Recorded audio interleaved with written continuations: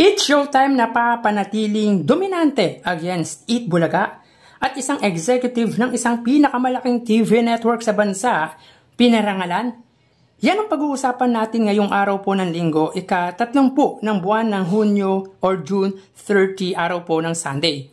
Pero bago yan ay lumalapit po ako sa inyo na pakitulungan po ako na madagdagan ang aking subscribers sa aking YouTube channel at pakipindot na din ang bell icon para ikaw ang unang makakaalam ng mga video na ginagawa ko. Pakilike na din at i-follow ang aking Facebook page na Mega TV at ang aking TikTok account na Kaparokya TV. Maraming salamat! So ngayon po ay pahinga muna tayo sa pag-conduct ng online viewership ng dalawang noontime show sa bansa, ang It's Showtime at ang Eat Bulaga. Pero syempre, pag-uusapan natin sila according sa pinost ng Lion Here TV. Pero bago yan, ay pag-usapan muna natin yung executive ng isa sa pinakamalaking TV station dito sa bansa. So yun nga mga kaparokya, pinarangalan ngayong taon as Communicator of the Year in Executive category ng International of Association Business Communicators of Asia Pacific, ang chairman ng GMA Network na si Attorney Felipe Gozon.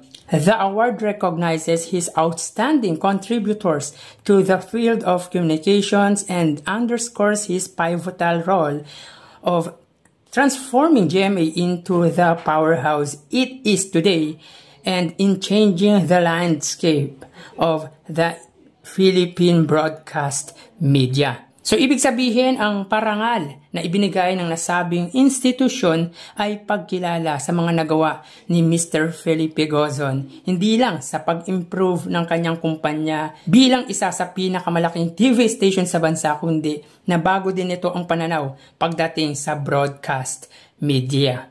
Well, hindi din naman kaila na ang GMA ang siyang namamayagpag ngayon bilang TV network.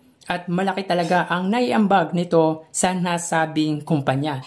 He deserves to be recognized as one of the top contributors dito sa bansa.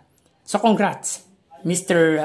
Felipe Gozon. Samantala, napapanatili daw ng It's Showtime ang pagiging dominante pagdating sa noontime show against Eat Bulaga.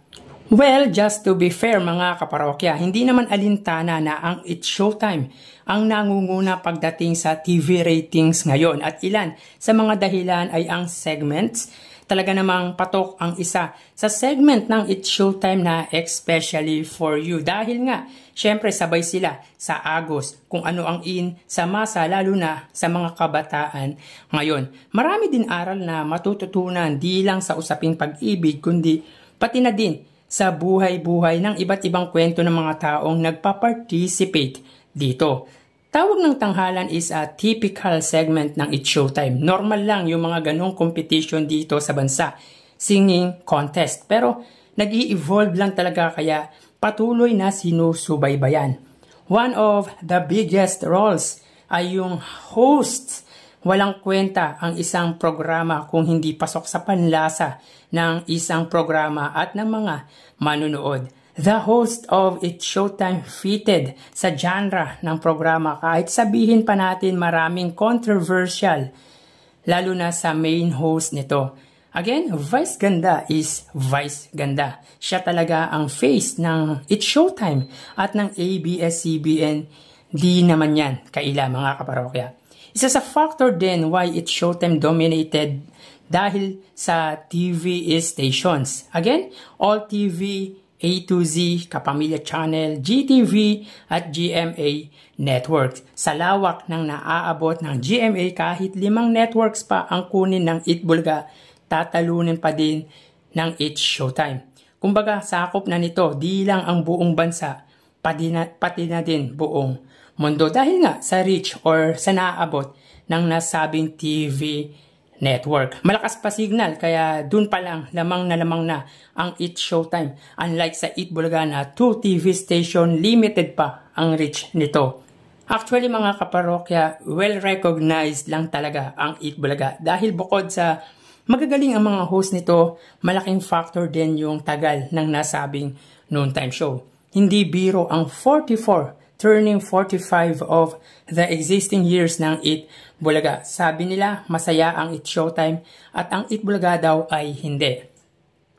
Well, iba kasi ang genre ng Eat Showtime at Eat Bulaga. Kung fan ka ng Eat Showtime, sasabihin mo malungkot or hindi masaya ang Eat Bulaga. Pero pag solid, legit dabarkads ka, for sure, masasabi natin na masaya talaga ang Eat Bulaga. At ang katapat naman ng Eat Bulaga na Eat Showtime ay puno ng kontrobersya. Hindi na mawawala sa atin yung mga kaparokya, sa mga manonood at mga fan ng bawat noontime show. Well, iba kasi din talaga yung genre ng Eat Showtime at Eat Bulaga, and yet, mas bata ang Eat Showtime kesa sa Eat Bulaga. Mga naabutan ba nila yung makukulit na Jowa Pau? Yung Jowa Pau na walang pakialam kung mukhang dugyot dahil exposed sa init ng araw. Mga kaparokya, wawawi days yung time na yon na talagang sobrang kulit ng Jowa Pau. Ngayon kasi nag-evolve na ang Eat Bulaga dahil na din sa social media. Nagiging aware din sila dahil sa nakamatsyag na ang mga tao ngayon. Unlike before na walang social media, lahat nagagawa nila. At ngayon kasi ay napupuna na pag may maling nagawa. Tsaka talagang matatanda na sila. Aminado naman talaga ang mga host ng Eat Bulaga, lalo na ang Tito Vic and Joey. Actually, ang TVJ ay hinihintay na lang na mag 50 years ang Eat Bulaga kasi yun yung great achievement nila bilang isang artista at sa tanang buhay nila. Kumbaga, mawala man sila sa mundo, hindi na mabubura yung contribution nila sa industriya. Pero sa totoo lang, hindi ramdam na tinatalo ng Eat Showtime ang Eat Bulaga sa ratings ngayon. Bakit? Kasi kahit na mababa ang ratings nito ay patuloy na sinusuportahan sila ng mga advertisers at sponsors nila.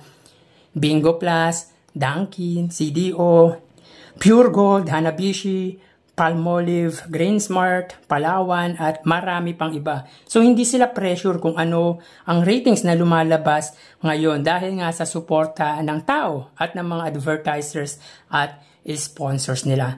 Tsaka iisa lang naman ang hangarin ng both noontime show, ang magpasaya, mag-entertain at tumulong sa mga nangangailangan. So yun po talaga ang hangarin or layunin ng dalawang noontime show, which are ang Eat Showtime at ang Eat Bulaga. So kayo mga kaparokya, anong masasabi nyo sa dalawang noontime show? Your thoughts with regards to this post of Layun Here TV. Please comment down below mga kaparokya.